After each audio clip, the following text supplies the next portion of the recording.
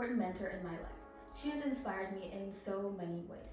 Currently, she has an organization called Empowering, is running for Redmond City Council. She's also Redmond Arts Commissioner and is also Vice President for One Redmond Foundation.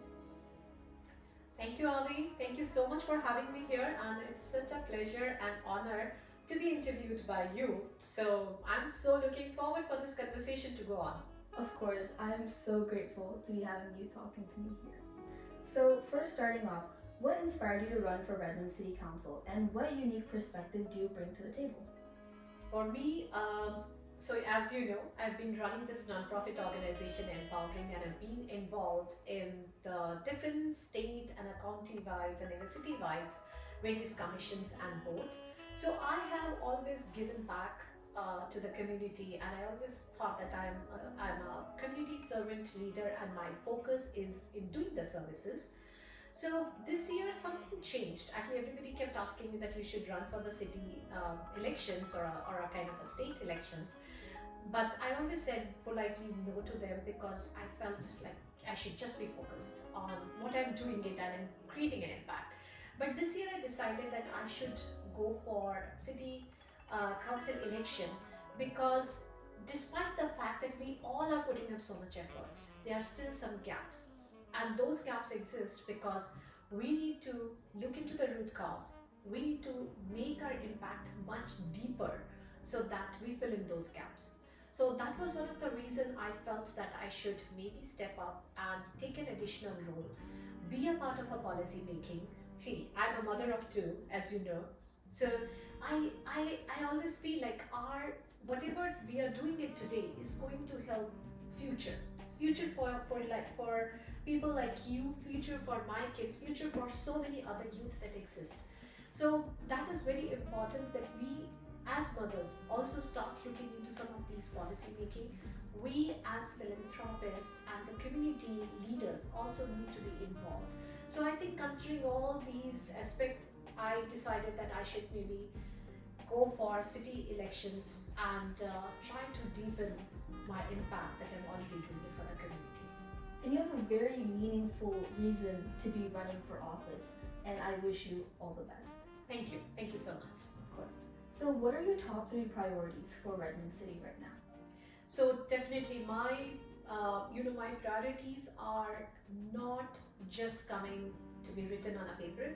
They come with an years of an experience. I work a lot with homeless and low-income families. We feed 2,500 homeless every week, and there are so many low-income families where we are providing interim shelter, rental assistance, the utilities and all these things. And I know their pain. I know how difficult it is for them to manage all of those things. So definitely my number one priority that comes is an affordable housing, because that is something no matter what, how much it is doing, how much everybody else is doing, it is still a bigger concern for our government. So that should be my first priority, because for the people that I have seen what they are missing right now, I want to provide it to them. I want to see how everybody has a roof on their head and food on their table, because that is the basic necessity for anybody around. You will agree on that. Yes. So that is definitely my first priority on the affordable housing. Second is public safety. Again, I'm a mother, and when I hear there is a lockdown in a high school, my daughter goes to Redmond High School. So if I hear there is a lockdown, it's always create concern for me. And apart from that, it's I've heard, as there are more burglaries and all these things happening, I felt that the public safety is really important and crucial. And with the public safety, there are a lot of other aspects that are connected. It cannot happen just at one end. I think we need a bigger collaborations with the police, we need a collaborations with the community, with the faith organizations, with the non-profit organizations like us, city, county, federal government. So together we have to create a place which is very safe, because when we step out or when we are at home, we should feel safe. So Redmond should always remain a safe place for people to live, work and enjoy. So that's my second priority. My third priority is actually associated. Rather I would just break it down into 2 parts, because my part of my priority is also associated with I've been a small business owner, and I know, like, with the current economic situations and conditions, how the businesses are being impacted. So definitely, like, in terms of the fiscal responsibility, economic growth, we all have to come together to make that happen. And so that is definitely a part of my another priority, which is associated somewhere with the affordable housing and the safety. And then my another priority that I want to work is creating a sustainable, a cleaner, and a greener Redmond, because we all know that global warming is not something new; it's happening, and we have to find out what are the different ways where we all contribute together to create and make a difference and having our sustainable environment. I think all these priorities are so important and that it will actually have an impact on the people in Redmond. And I have seen the work that you do for all the homeless people and people who have less than others. And it impacts me so much, even though I'm not playing a very important role in supporting these people, but it definitely impacts me a lot. Absolutely. And I've seen youth like you, because with our non-profit organization Empowering, there are so many youth volunteers, those who are involved. And it's not only youth, we have seniors, we have elder people, we have communities, different neighborhoods, and even the corporate. So we are all coming together. So I believe in these collaborations to a very great extent. Yes, and I think it's so important that youth are getting the opportunity to engage in these things. Absolutely. Learn right now. Mm-hmm. So let's talk about the foundation of Empowering. What was the story of how it was created? So Empowering started almost 15 years back, and this is exactly the time I was actually working in my corporate career, and I've been always like kind of great on my corporate leadership and my work and everything, and then because of a visa issue I had to sit at home, and it's exactly that time I realized that there are so many other women around me who have talent, who have the right capabilities, but they do not have an option to work. And sometimes when you go through this, it's only then you realize. When I felt that this is such a bigger concern, and we talk about women empowerment, but yet a lot of women are not able to get an opportunity to work and bring their talent out. That's where I felt I need to do something, and I started with an Empowering. It was known as Ravishing Women at that time, and then the more you started working towards women empowerment, community support, community empowerment, transforming lives, we realized it's like even beyond women. Because when there is a need, we don't step back. So when I saw the need even coming from the other areas like homeless, as I just mentioned, and also from the low-income communities, from people with the disabilities or the different abilities, and so we said, it is about the community transformation, and that's when we renamed it. And now Empowering is not only serving women, but they're also serving anybody around who needs help. And today we have our global presence as well. So we have our sister non-profit registered in India, and together we are, as I said, 2,500 homeless are being fed every week. There are so many other different projects that are running under Empowering, including our Menka program, where we provide support for entry shelter, we provide support for cancer treatment, we provide support for anybody who needs even a financial assistance. If nothing, we provide them ear so that they can share their pain with us, because sometimes sharing their pain itself can help them feel it at ease. So we do anything and everything that is required for people whose are in need. 100%. That is so meaningful and wholesome.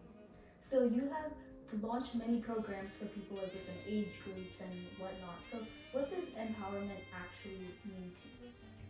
It's interesting because the empowerment, the name that we have picked up for an Empowering does not start with E, it starts with A, and there's a story behind that.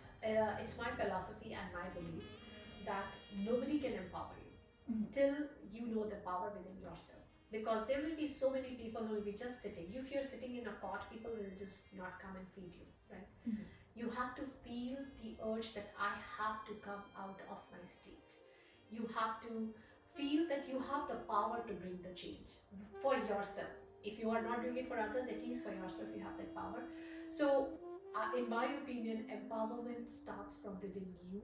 And then there are so many organizations like us who can come forward, provide the resources, provide you support, and you can utilize those platforms to grow from there and make a difference for yourself, for others.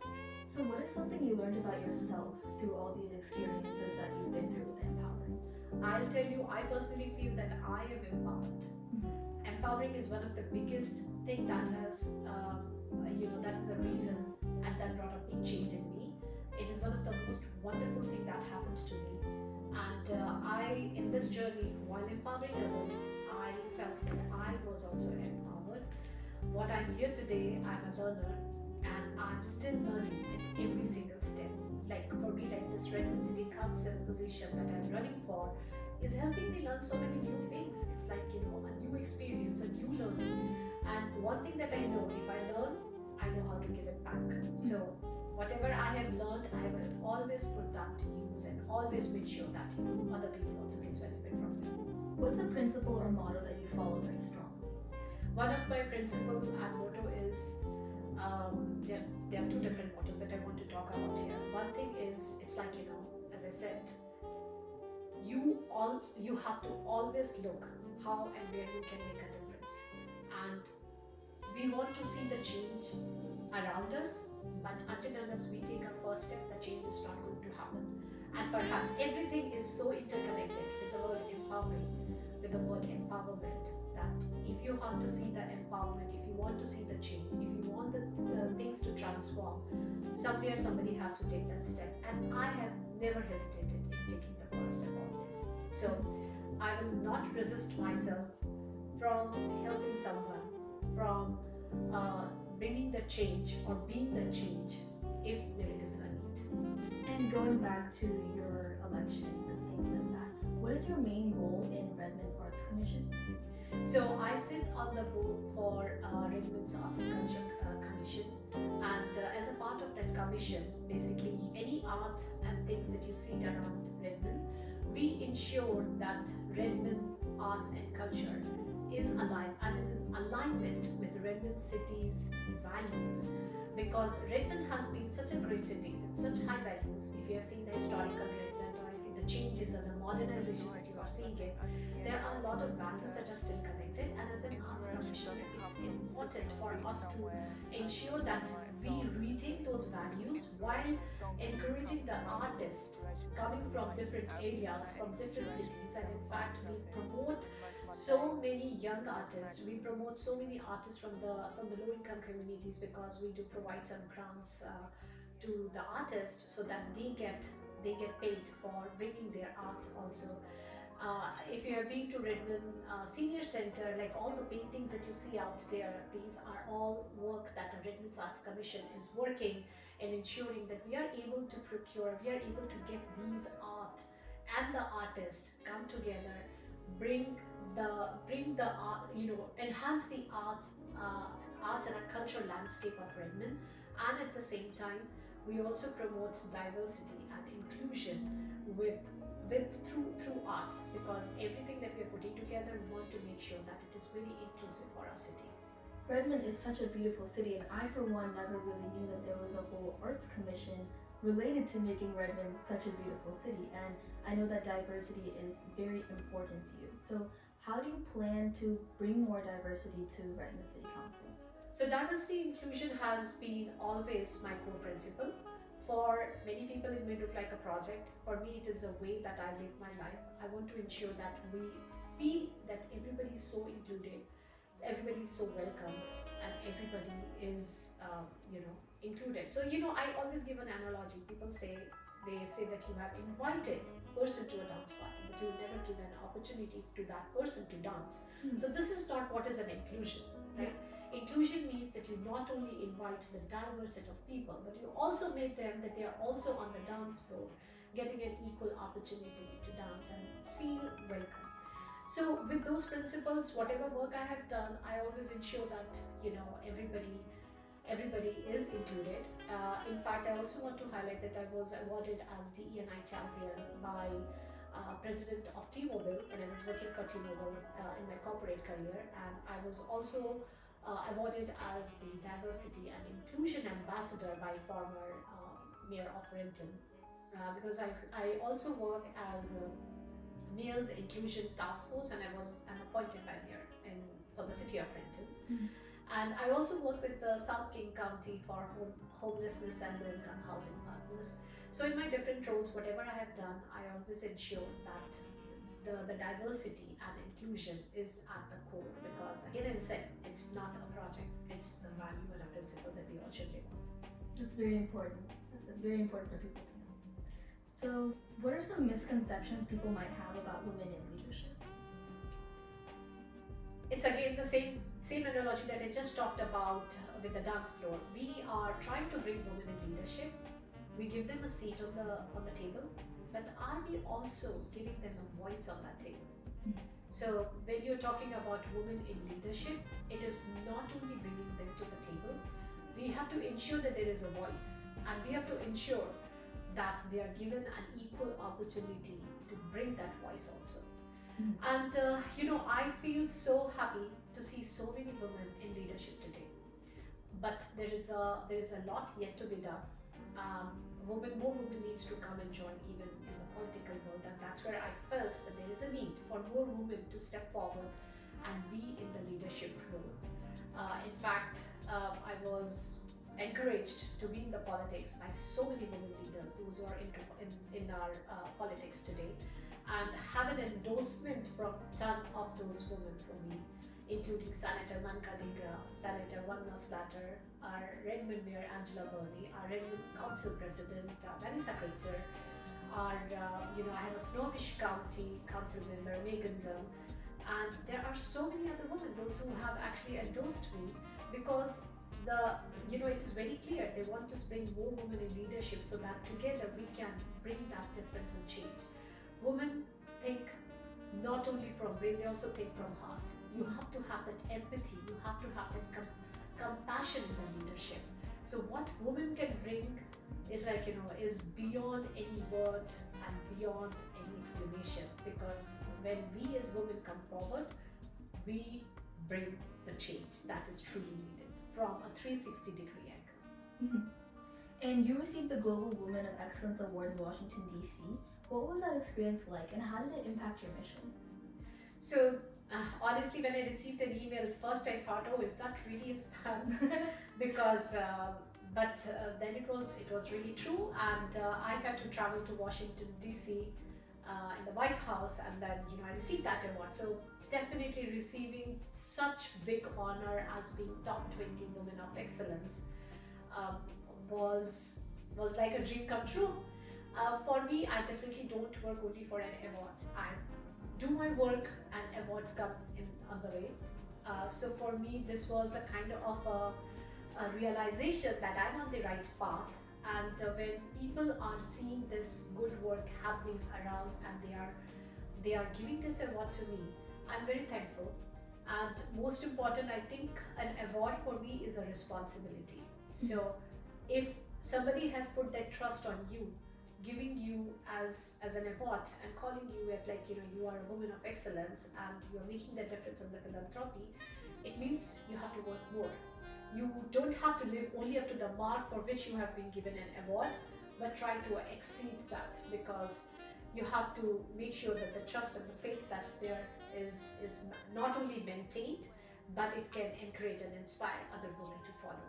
So for me, that was a very special moment, and I think I'm very humbled to even receive that one.